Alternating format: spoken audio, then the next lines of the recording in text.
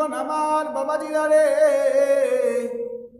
একটিবার ভেবে দেখুন যে আল্লাহ আমাদেরকে হাত দিয়েছেন, যে হাত দ্বারা আজকে আমরা অন্যায় করতেছি, অবিচার করতেছি।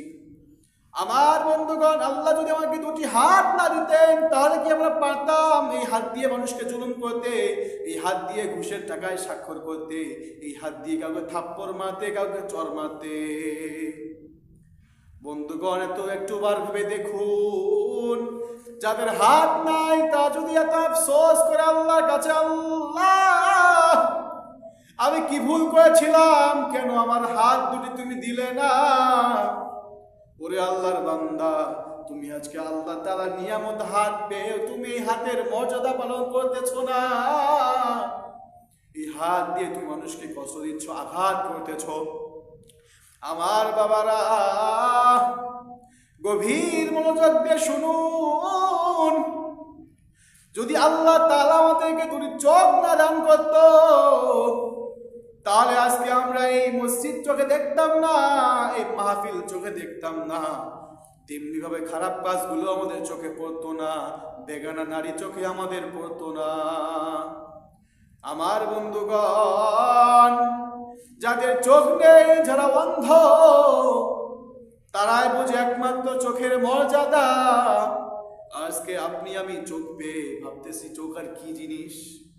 এই চোখ দিয়ে বাবা বেগানা নারীর দিকে তাকাচ্ছি, অশ্লীলতার দিকে তাকাচ্ছি, আর ভাবতেছি আমাদের চোখ আছে।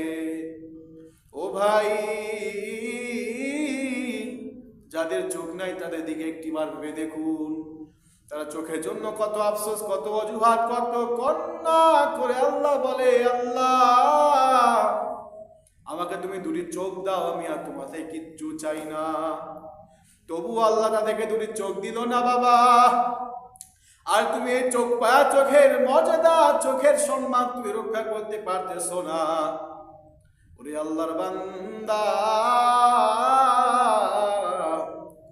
একটিবার ভেবে দেখুন, যে পা দিয়ে আমরা মানুষকে লাথি মারতেছি, মানুষের অশ্লীলতার দিকে যাচ্ছি, ঘুষের টাকা আনতে যাচ্ছি, সুদের টাকা আনতে যাচ্ছি, বেহাবোনার দিকে যাচ্ছি আমরা এই পা দুটি দিয়ে। একটিবার আপনি হাসপাতালে যান বাবারা, দেখবেন অসংখ্য অগণিত মানুষের পা নেই, পঙ্গু অবস্থায় তারা আছে। এই দুটি পায়ের মর্যাদা কত বড় সেটা আমি আপনি বুঝবেন না। ওই যাদের পা নেই তাদের দিকে একটিবার গিয়ে দেখুন।